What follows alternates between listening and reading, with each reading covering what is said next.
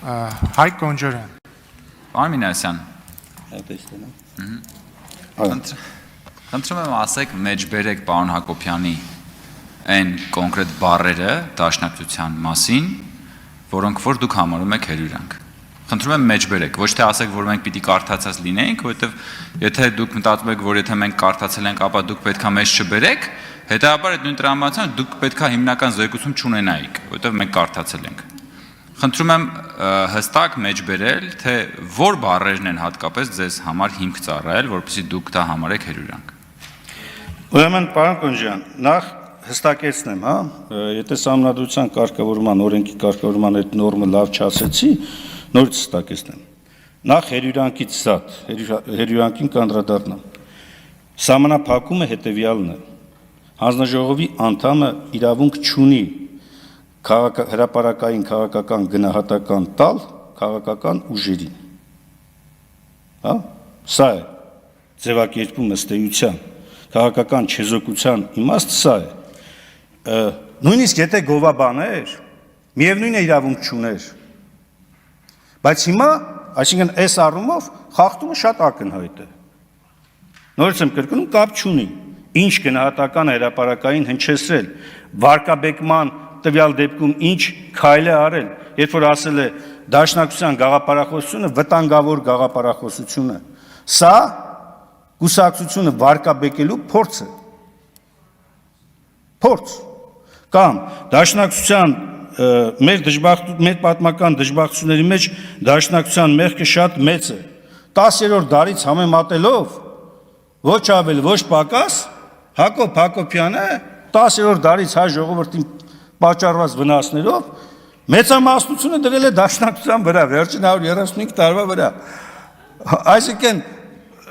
մի քիչ էլ ճիշտ կլներ հետ գնար պարոն Հակոբյանը, հայ ժողովրդի կազմավորման ժամանակահատվածից Հայկ Նահապետին համարելով դաշնակցական, Տիգրան Մեծին համարելով դաշնակցական, մի հատ էլ ներկայացներ տարածքային պահանջներ հարևանների նկատմամբ ներկայացվող Տիգրան Մեծին եւ այսպես շարունակ։ Էլ չասած, որ նաեւ որոշակի քաղաքական ընկալման տեսակետից, հա, վիրավորական է այն գնահատականը, որ իսկապես հայ ժողովրդի ազգային ազատագրական պայքարում հսկայական դերակատարություն ունեցած եւ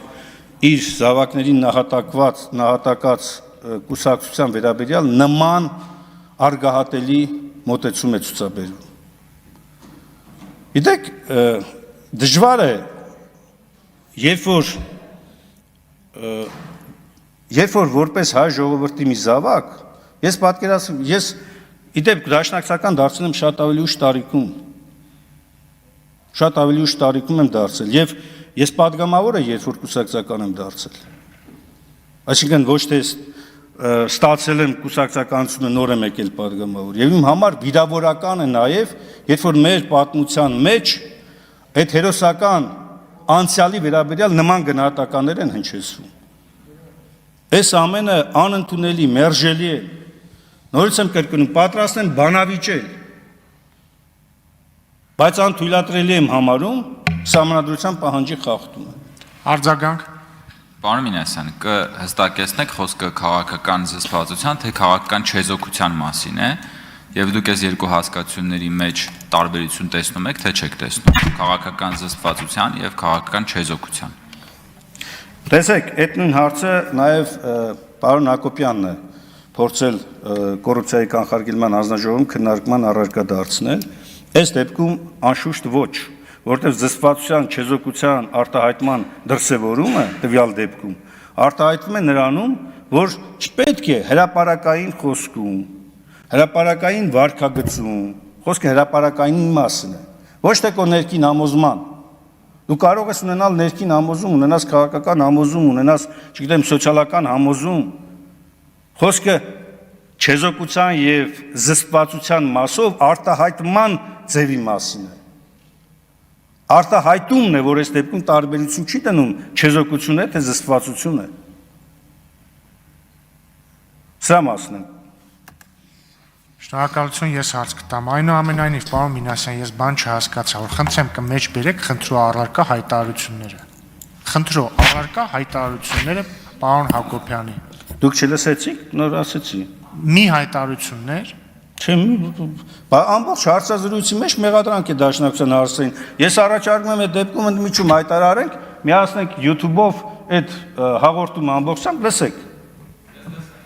Չէ, հիմա ես առանձնացրեցի նրանք, որոնք որ հիմք են հանդիսանում նաև, օբյեկտիվ հիմք են հանդիսանում նաև ազգային ժողովի որոշման նախագծի ընդունման համար։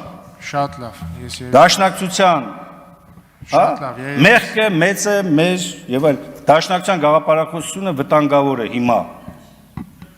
Սրանք գնահատականներ են։